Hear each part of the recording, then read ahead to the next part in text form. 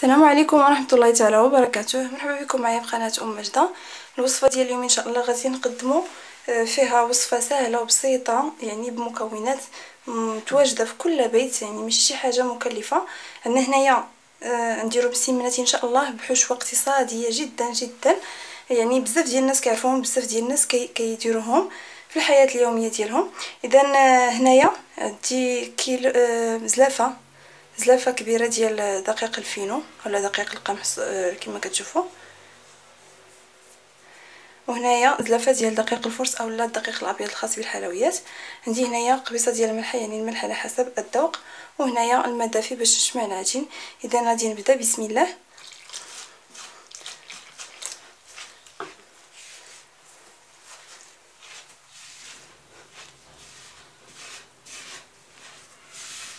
غادي نجمع هاد العجينه. دابا كي كتشوفوا معايا هنا فبقيت كنضيف الماء وكندلك، يعني تبقاو تضيفوا الماء وتدلكوا العجينه مزيان حتى تحصلوا على عجينه رطبه كما كتشوفوا، مدلوكه مزيان بهذا الشكل هذا. وهاد المقادير ممكن انكم تضاعفوا المقادير الا كنتو بغيتو ديروا كميه كبيره. دابا غادي ناخذ هنايا الزيت، غادي نرش بحال هكا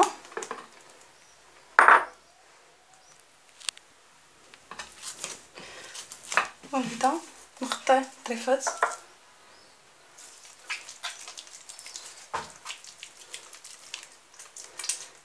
قياس اللي بغيتو، الا بغيتوهم كبار ممكن انكم ديروا كبر من هكا، ولا بغيتوهم صغار ممكن تكتفيو بهذا القدر هذا.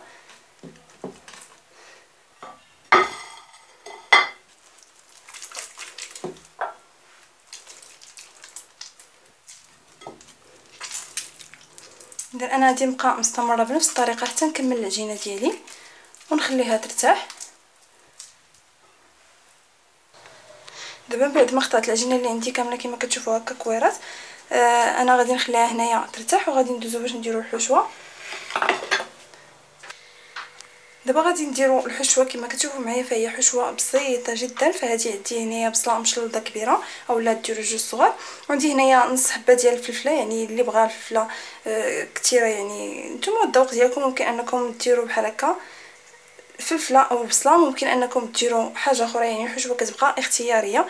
انا هنايا درت البصله والفلفله خضراء، وهنايا شويه ديال القزبر ومعدنوس مقطعين. وهنايا بالنسبه للتوابل فعندي هنا شويه الملح وشويه ديال الابزار اولا الفلفل الاسود، هنايا شويه ديال الخرقوم او الكركم، وهنايا شويه ديال التحميره او الفلفل الاحمر. اذا غادي ناخذ دابا المقله كما كتشوفوا بطبيعه الحال زيت الزيتون فاش غادي نشحر الخليط. انا هنايا درت معلقه ولا جوج معالق ديال الزيت فاش نشحر هاد المكونات هادو. دابا غادي ندير البصله وندير الفلفله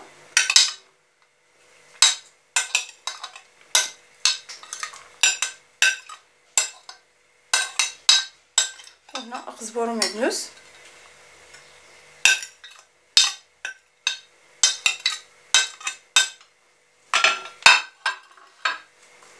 فهنايا داز ليا شويه ديال الجزر، يعني ممكن انكم تضيفوا الجزر ممكن انكم ما ديروش، فانا كنت غادي نديرو حطيت وحده المكونات ولكن في الاخير ما بقيتش درتو لانه قال لك ما بغاوش.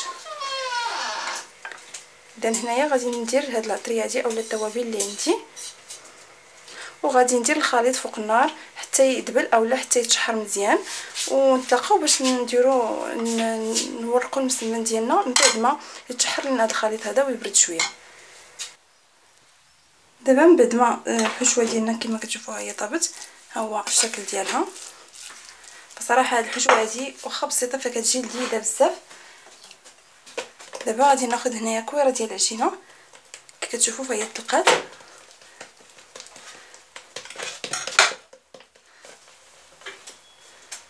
نرش هكذا بالزيت.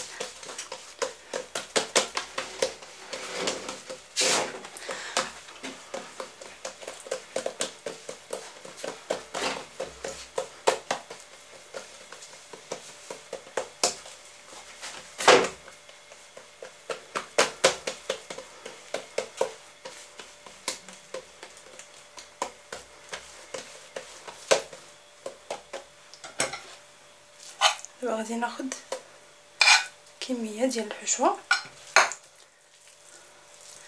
كنبدا نبسطها.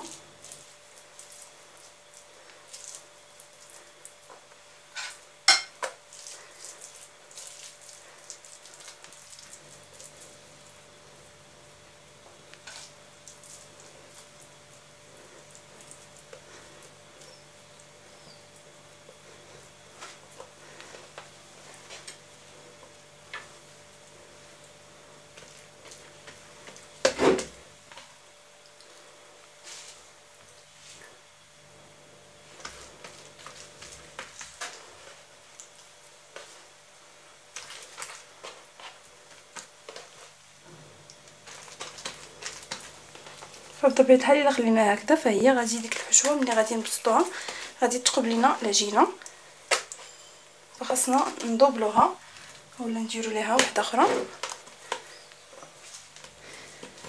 يعني جوج مسمنات في مسمنه.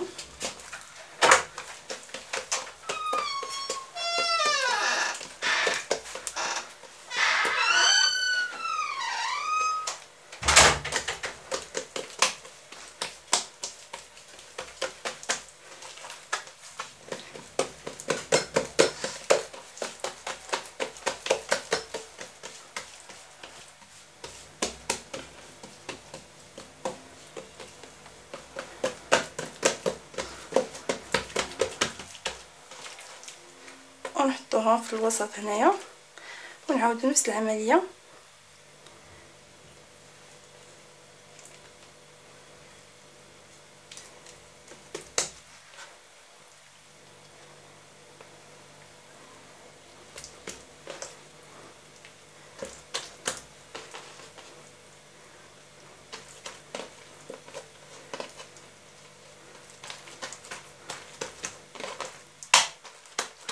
اذا هذا هو الشكل ديال المسمنه ديالي كما كتشوفوا معايا. فانا غادي نخليها هنايا حتى نكمل جميع العجينه اللي عندي ونتلاقاو باش نطيبوها. دابا كي كتشوفوا فانا هنايا غادي نبسط العجينه، فغير غادي نكمل يعني هكا نلويهم. غادي نبدا في هكذا نبسط ونطيب. اذا كما كتشوفوا معايا صافي. غادي هنايا في هاد رديت المقله طيب ورشيتها بشويه ديال الزيت. دابا غادي نرمي فيها المسمنه. فانا هنايا درتها غير بدات شويه بحال هكا كطيب قلبتها. دابا غادي نعاود نقلبها كما كتشوفوا صافي، وغادي نبقى نخليها بحال هكا نبدا نقلبها من كلا الجهتين حتى طيب على خاطرها. نتلاقاو باش نشوفوا الشكل النهائي. كيف كتشوفوا معايا فهذا هو الشكل النهائي ديال المسمن اللي وجدنا اليوم. فكيجي الشكل ديالو كتسمعوا كيجي مقرمش